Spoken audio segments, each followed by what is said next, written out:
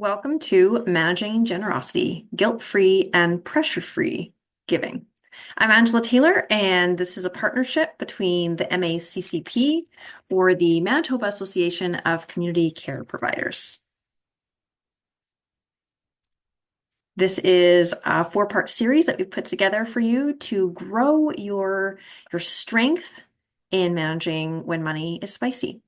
A land acknowledgement. We are committed to truth and reconciliation, decolonizing of systems, compassionate, responsive, and inclusive care.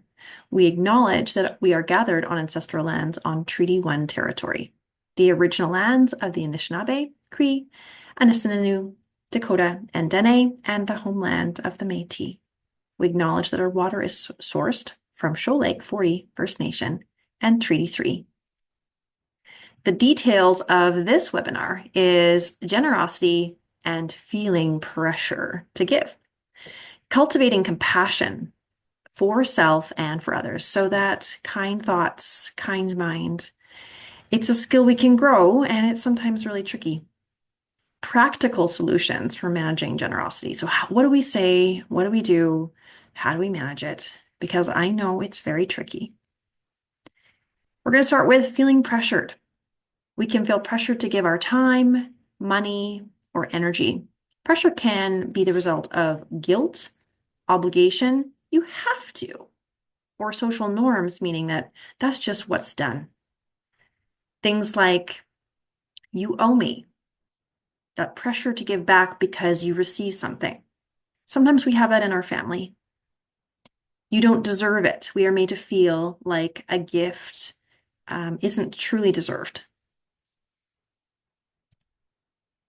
The importance of autonomy. Autonomy means that we are feeling in charge of ourselves, our needs, our choices, our lives. So some people have a higher need than other people to feel in charge of their lives. And having it kind of taken away by other people with that pressure to give, pressure to do things for other people can bring about really big feelings, okay? And it's an involuntary response, which means that it's not on purpose. It just happens in our bodies and in our minds kind of on its own.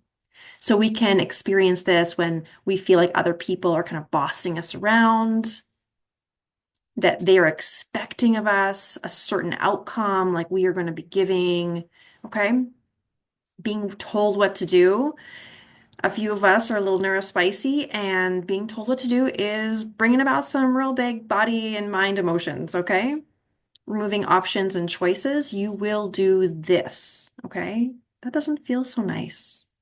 And just feeling like things aren't fair, or that there's a power difference where somebody is kind of like in charge, okay?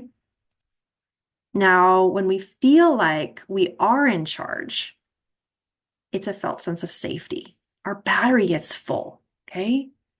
Things like it feels like things are right, that there's an equal power. You have you, I have me. It's my definition of success, actually. Okay? Collaboration is we're working together for the same goal. You bring your strengths, I bring mine. It's meaningful choice. So I have my choice, and it's really real. It's really mine. If I want to give, I can. If I don't want to give, it's no big deal. Okay? I've got time to think and process and understand. Empowering communication feels safe. It's positive. Okay? Understanding the why. A lot of us need to understand why someone's asking, why someone needs help. Okay? And connection over being right. So I want to spend time with you and enjoy you just to spend time. It doesn't have to be a certain way, or you don't expect me to be a certain perfect way. And others investing in our relationship and not demanding of us. So relationships and generosity, I know this is really, really tough for a lot of us, okay?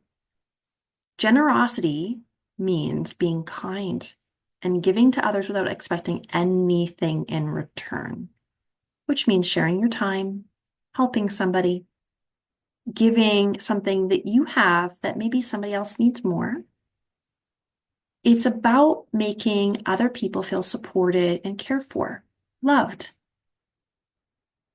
Now, when there's expectations around how much we should be giving, it kind of creates some tension, some discomfort. Because generosity, giving, should come from a place of being real, not out of fear or of damaging or avoiding the conflict. Okay? Relationships thrive, they grow, and they feel strong on mutual respect, which means I'm giving to give and you give also. We're not counting. And I care for you and I understand that you have your own autonomy and I have mine. Okay? A lot of times in families, this is a tricky subject because a lot of family members maybe have done really beautiful things for us. And so we do feel so grateful. And a lot of families are going through their own learning and healing about what kind communication is. Okay, that's all right. And we can learn to assert our boundaries or find a way that we can be kind to ourselves while being generous and kind to others. How do we grow kindness for ourselves? Growing compassion. It's a weird word. Okay, I get it. But also, it's pretty important. My favorite part is it allows me to accept that I'm a human being and not a robot, not a unicorn, not some magical fairy in the corner. Okay, like we're humans, and humans are a bit of a human dumpster fire. We're doing our best. We make lots of mistakes. I make about 1 million a day, on average, though. Like sometimes it's lower. So that's good. Good for me. Good for me. Okay. That we're allowed to forgive ourselves for saying the wrong thing, doing the wrong thing. I don't know about you guys, but I do that quite a lot. And taking care of my own needs. Why? Because having a body means I have to take care of it. Oh, that's a bummer. I have to feed it every day. Oh my gosh, it's like a pet. Okay. Understanding that you are worthy of care. Now, if we treated our body and our mind like a gift, what a different world this would be. And can we notice and celebrate our wins? Did you know that our brain is wired to look for danger? It's wired to look for the bad things. So taking time every day to notice and celebrate, wow, what was your highlight today? What was your highlight this week? What if that was the question we asked people? And we said, hey, how are you? Any highlights today? Self-compassion and being kind to ourselves and boundaries or saying, I'm going to love me while I love you, which is what boundaries are. They actually work together. They allow us to care for ourselves and to say no or not right now when we need to, because everybody does need to say no sometimes. It allows us to protect our energy and our well-being. So a practical tip is practice self-reflection, which means I pause and I'm honest with myself. I reflect on me so that I can better understand me. Oh, what? That's wild. What are my motivations? Why am I giving? And what are my limits? Because it's not infinite. It has to stop at some point because I need to be on my list of giving too. One thing that really helps is this brain. It's so cute. Light bulbs constantly, super important. The other thing is scripts. So one way to manage that icky feeling of guilt and shame and pressure is to prepare very simple, respectful things to say when I need to say no or explain my limit. So let's say I have a family member who's like, Angela, you should just give, give, give. You have so much and I have so little. Haven't I done a lot for you? Don't you even care about me? Ooh, ouch. That brings up a lot of feelings. I can say something like, I'd love to help, but I'm at my limit right now. Let's find another way.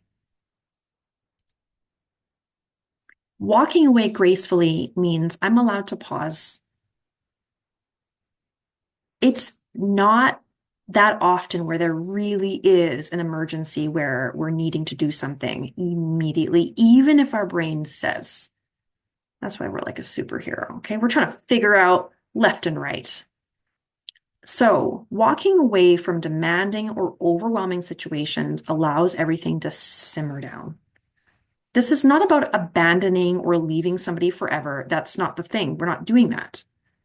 It's about noticing that we need to care for ourselves. Do you ever go somewhere and your brain's just on fire and you're like, whoa, can't brain, not computing? That's your brain saying, hey, whoa, I need a break. I need a minimum 20 to 40 minutes to get my mind on something else. I need that for me to feel safe. Okay. And we're allowed. We're allowed to say, I need a break and I'm going to be back in 20 minutes. I'm going for a walk. Let's figure this out when things are calmer. Okay. Give you permission. All right. We're allowed. Humans are allowed. Okay. Look at this guy. So cute. Check it out. Look at that money. That's the happiest money you've ever seen. Okay. Caring for ourselves charges our battery. Okay. It's really important. Practicing self-care so that I can give freely without running out of emotional energy. It's not just about money, right? It's it's the energy or the battery inside of me that's managing my internal demands. My body needs lots of care and maybe work and school and my kids and whatever. And so exercise, meditation, if you're not sure what meditation is, check out, there's tons of stuff online. And if you don't love going to the gym, exercise is not your thing in that way. Just know that there's 1,000 other ways. Okay? Music in your house, having a good little dance party, that is good exercise. Okay? Watching yoga on YouTube, excellent job. Now, another piece that's really important is expressing emotion through whatever ways you like. That could be journaling, dance, art. If you're a writer, if you're a singer, whatever you do that you enjoy. I heard you say gaming. I heard you. Okay, it's pretty fun, not gonna lie. But also, is that one of the ways that you care for yourselves? And is there another way as well? And what about time alone? Do you ever just let yourself sit with a quiet mind? Oh, you don't? Oh, that's telling you something for sure. Okay, that you need to. All right. So, a practical tip is just making time every day. It can just be a few minutes. Okay. They say at least 10. But making that time, oh, Angela, how will I ever remember? I don't know, maybe when it's quiet at the end of the day. What can you set it up like so that you look forward to it? Right? Is there a book? Is there a little phrase you can say? Can you do visualization that you are a beautiful rainbow tree? Just saying. I mean, that's luxurious. So, a summary and takeaways. I want that knowledge money tree. That's, in summary, that's what we're doing. Generosity should be free of guilt and pressure. And that's tricky because we cannot control what other people say and do. We have no control over that. But we can grow our compassion for both ourselves and those who are maybe communicating in not a super chill way. Okay. To maybe create healthy boundaries and balanced relationships in time. And that includes with ourselves. And the practical strategies like scripts, walking away, and caring for ourselves to manage giving. And just knowing we're not always going to get it right because we're allowed to be a human being trying our best all the time. Giving is a beautiful act. And it's important for us to be able to give without the constraints of stress and pressure, which kind of take that good feeling away. Okay, it should never come at the cost of our peace or self-worth. Thank you for joining us today. Please continue the journey all together, practicing setting your boundaries. Schedule a self-care activity this week. using the walk away strategy when you feel overwhelmed, because humans, we feel overwhelmed sometimes. Tell yourself you're doing a great job. Notice every day all your wins. Being a human's hard work and just the fact that we're doing it, we're doing life deserves a bit of celebration. And check out the worksheets and the summaries and thank yourself. Know that there are a few other Making Money Less Spicy webinars. If you haven't caught the first and the second, check them out. And the next one coming up is Making Money Work. This video series is funded by the Manitoba Association of Community Care Providers, MACCP, with input and support from the Children's Special Allowances, or the CSA, subcommittee. Special thanks to our other contributors, and thank you so deeply for joining us.